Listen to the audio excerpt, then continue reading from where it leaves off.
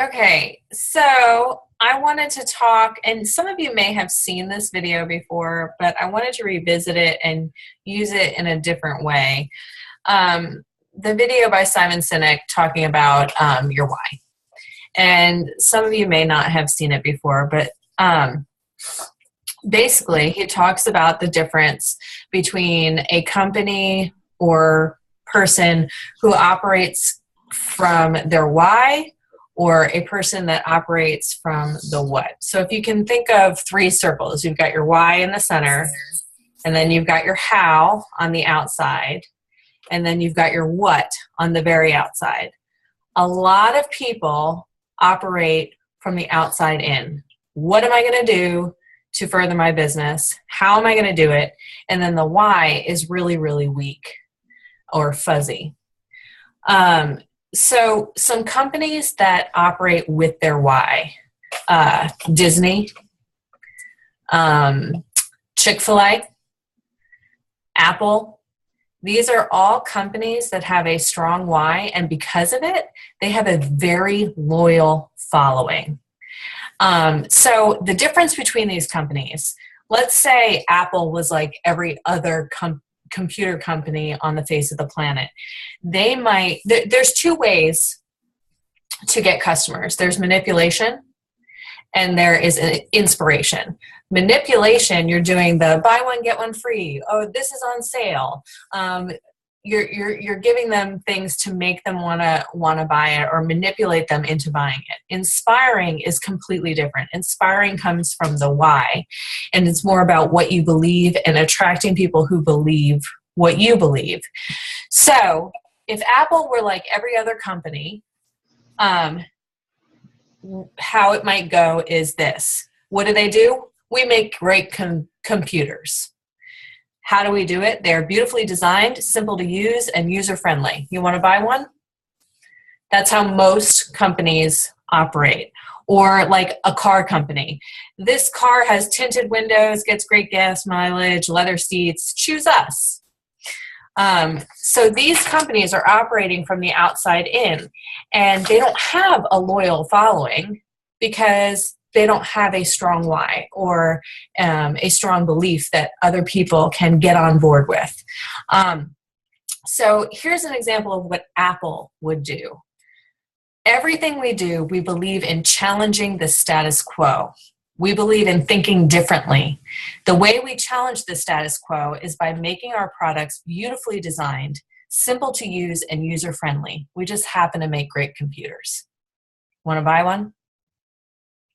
So the difference is huge, right? Somebody that believes in challenging the status quo is going to hop on board with them. Well, I believe in challenging the status quo. I want to be with this company.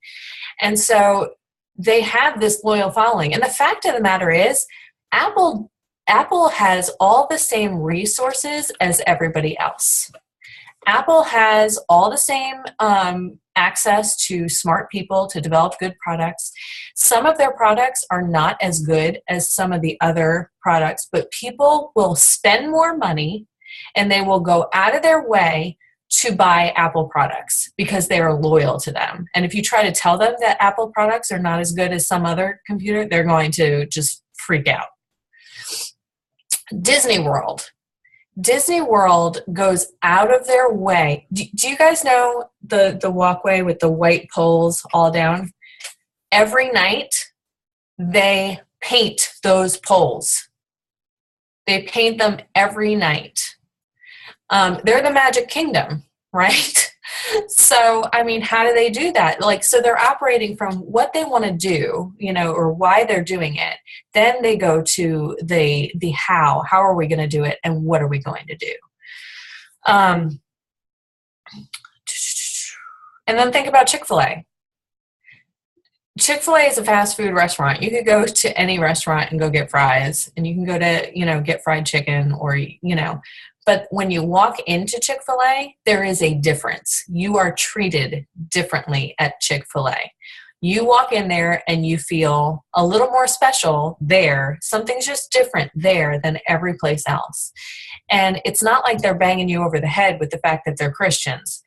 It's just you feel a difference. And so the people want to go to Chick-fil-A over McDonald's or whatever, a different place, because they can get on board with what Chick-fil-A believes. So anyway, so it's really important for us to find our why. Okay. So you have your deep down why. We talk about this all the time. And when you're a coach, you have to know why you're doing this. And you have your selfish reasons. Maybe you want to get financially free, but you need to have the reason, what you believe, why you're doing this. Okay.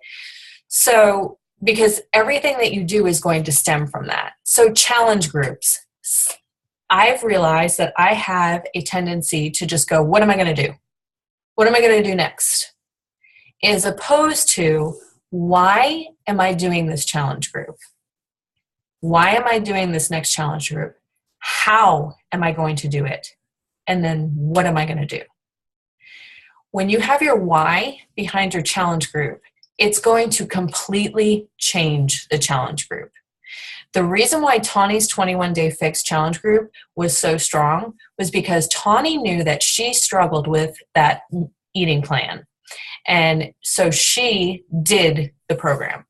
The reason why Joey and my Made to Crave group is so strong is because we struggle with eating and not going to God. And so we created a group. Why did we create that group? Because we needed to fix that problem. So how were we going to do it? We were going to use the book Made to Crave. And then what we were going to do, we were going to put it in a challenge group. And then we came up with the steps on how we were going to make that happen in the group. Your strongest groups are going to stem from why you're doing it. If you're just doing a what, they're not passionate. They're not fun. They don't change anything, and people can feel it. If you are operating from your why, then it's going to change everything. So this was short. My assignment for you, if you don't know your why, find your why, first of all.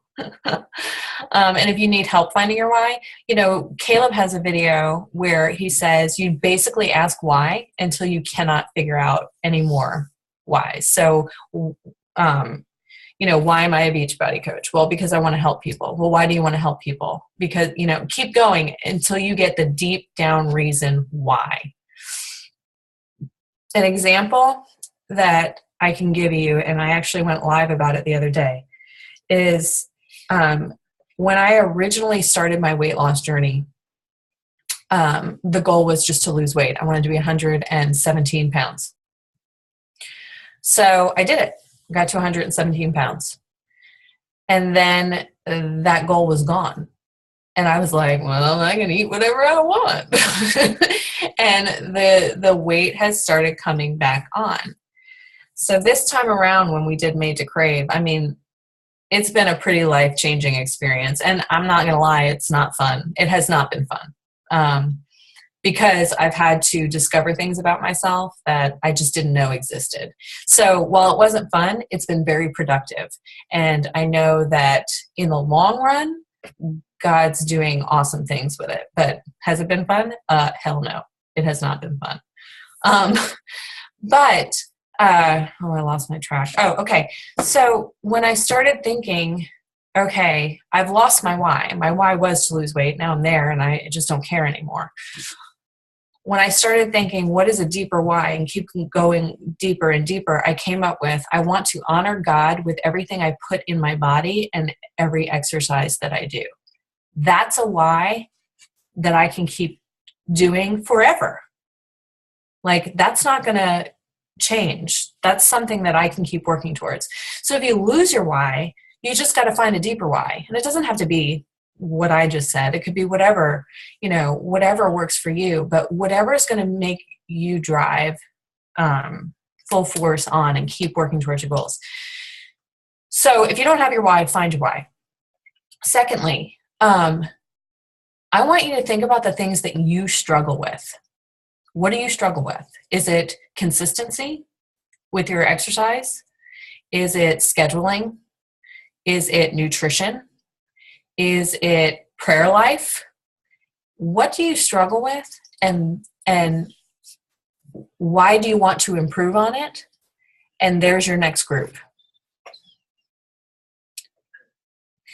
Because when you have something that you struggle with, you can go out and find a book, whatever, find a book, something that's going to help you with that. And that's going to make you work on it.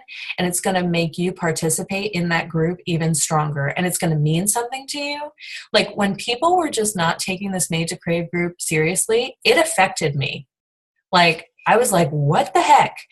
Because it was so personal to me, because I believed in it so much. I didn't show that to any challengers. I just encouraged them. I checked in with them. But when it is so deeply important to you, it is going to come out in the group and people are going to feel it. So if you're in a time where you just need to have fun right now, so make your group fun and make sure that it's fun. Whatever it is that you need, think about why you need it and then create your groups that way. Because just pulling something out of a hat, that's manipulation. That's manipulation. It's not inspiration. It's inspiring nobody. And it's especially not inspiring you. Okay, that's all I got. Any questions? I just have something to add real quick, if you don't mind. Sure. Do any of you listen to Shalene's podcast? Shalene Johnson? Okay, if you don't, you should, because she's amazing. Yeah. But I think it's her most recent podcast. It's 5 Tips to Build Your Online Business with Bob Heilig. And he's been in MLMs forever.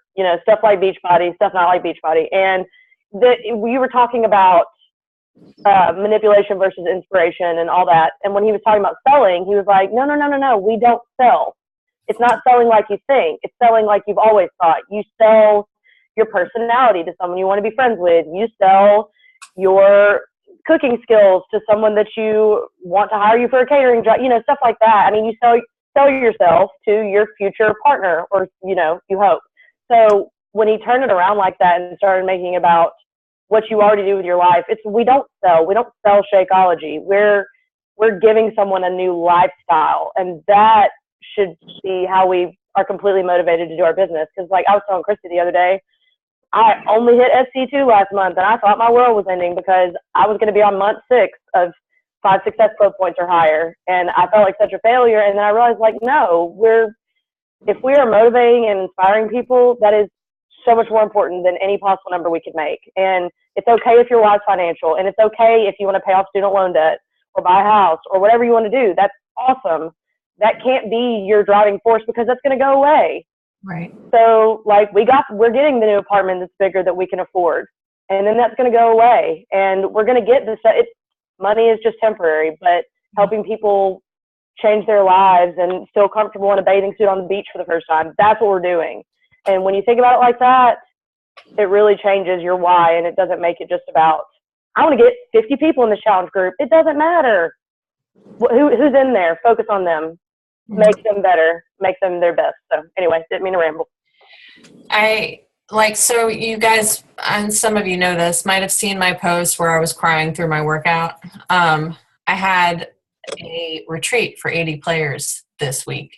And this is what I talked about with them. I talked about their why, I talked about goal setting. And when I was asked to talk about it, I went home to Joey and said, crap, I don't have a why for why I'm at 80 players anymore. And I couldn't think of one. I made it up, like, to give them an example. And it was a full day. And I will probably cry while I'm telling you this. We got to the end, and one of the interns stood up. And he's kind of like, he's like an angry intern. Like, I don't know, he appears angry to me. He reminds me of me like a couple of years ago, but he's not really angry. He's just really like intense. And he got up and he was like, I do this because I want to change lives. Like, I can't sleep at night because I think about how I can change lives with theater. And he's going on. And I thought, oh my goodness, that's how I feel about Beachbody. And I went, I think God's calling me away from 80 players. And it breaks my heart because I love 80 players. And I kind of feel like I'm divorcing and leaving the kids. So anyway, that's what's going on with me right now. So that's, just prayers for that. That's scary to me because Beachbody money is, as you all know, not consistent and dependent on the team below you. And so that's very scary for me. But I also know that if I were to make that decision, that God would take care of us. And I've never experienced theater change somebody's life, but I have experienced Beachbody change somebody's life. Like, yes, people get happy or they maybe think when they go see theater. But I've personally been involved in changing people's lives in that they've gone from hating themselves to loving themselves. And that's a really big deal. And that's a really big purpose. And so anyway, that's what's going on with me, if you were wondering. I'm okay. It's just, it's weird to think about leaving someplace that you're not unhappy at. I've never had that before. Christy, I am so glad you just said that sentence. Mm-hmm. That was such a God thing because that is exactly my situation with the job I'm resigning from tomorrow. That was huge. I have never had to leave a job that I did not feel like I was supposed to be leaving. And I'm doing it tomorrow. And it is the scariest thing ever. And so I will pray for you if you pray for me because I've been having heart palpitations all day. But I didn't mean to interrupt you. That was just you. I think I said that sentence to Jen like 2 hours ago. No kidding. Yeah. That's pretty awesome. I'm glad that we're on the same team together.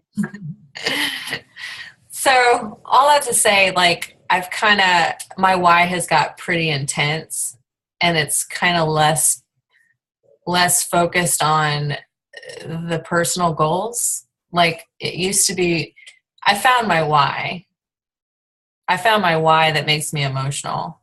And it's taken me 2 years to find it. So all that to say, you guys can keep searching and find it. One day it'll click. Why are you doing this? And it's really not for the money. It's really not for moving. It's really not for staying home with my kids. It's really because I really feel called to help change lives. And so anyway, if we're operating with our challenge groups that way, I think that this team will be on fire and really change lives because we will be invested in what we are doing and it will come from why we are doing it and not just doing something to put it out there.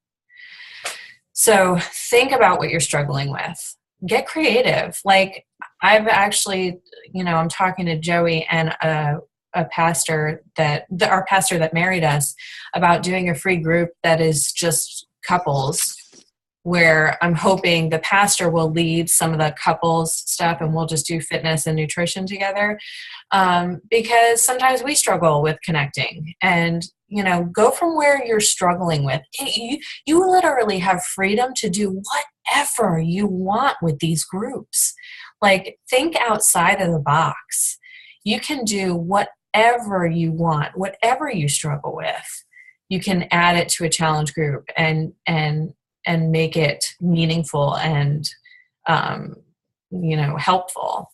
Mm-hmm. I want to throw in real quick. My biggest thing over the past really month has been trying to, and pretty much most of my downline knows this because we've touched base, but just trying to touch base with my coaches and, see what they need and where they're at. And I've gotten some great conversations out of that and where people are at. But Jen, when are you coming home? July 30th. Okay, so in August, July 30th, you're coming home? Mm-hmm. You said? Okay, so August, I think tentatively, we're going to say. What Jen's suggestion was she has never participated in a group that I've run. And she wanted to be part of one of my groups. And so, Lindsay, I don't know if she already told you this or not, but since Lindsay's also finishing up T25 soon, unless she decides to do Gamma, I'm going to run an Insanity Max 30 group for my people that everybody can put people in if they want to participate in, if they haven't done it. Just kind of as a team building experience, but if they feel like they don't want to run their own challenge group through that time, then they can promote Max 30 and put people in there. And they can walk through it with their people together. So I thought, and then the first thing I said to Jen was like, you guys do pretty good challenge groups. I don't want you to be like, wow, Tony sucks. Like, my challenge groups are way better. But that's just something that I want to do. I love the program. I've done the program. I'll have finished with Extreme by then. And, so anybody who wants to do that, and even if you're not in my downline, if you want to participate in that and put people in that, let's just do it. I would love to have just a big old group of people with their I maxed out photos every day and just take it on as a challenge. Plus, it's got a great modifier. So I don't feel bad promoting it to people who haven't necessarily done anything before because they have something to follow. Mm-hmm. So I don't think it's not like putting someone in an extreme group because, like if I threw someone in 21 Day Fix Extreme who had never done anything before, they would be toast. Yeah. But Max 30, you can always, march. So anyway, that's what we're going to do because that's what I need right now. I need connection with the people who are a part of my life and a part of this business and that I've built relationships with in this business and through this business. So, it's going to be a party. So that's what's coming August 2016. Cool. Okay, so call to action. I want you to tell me what you're struggling with, like in the group. I recorded this and I'm going to post it for everybody because I think it's helpful. So in the comments below, I want you to kind of brainstorm. What are you struggling with? And, why do you want to think of a group that you can do and why you want to do it. And if you have more than one, great. The more ideas, the better. And just have it be a really deep reason why you want to do the group. So post in the comments below once I post this, and you can take time to think about it. But like our next group, Joey was talking about how he struggles when he goes back to school with feeling like he has no time. So we're thinking we might call it Life in the Fast Lane or something like that, and making like quick meals that are clean but can be done quickly, because that's something that he struggles with. So anyway, thanks guys for hopping on. Look how good I did. I did 25 minutes. All right, guys, have a good night.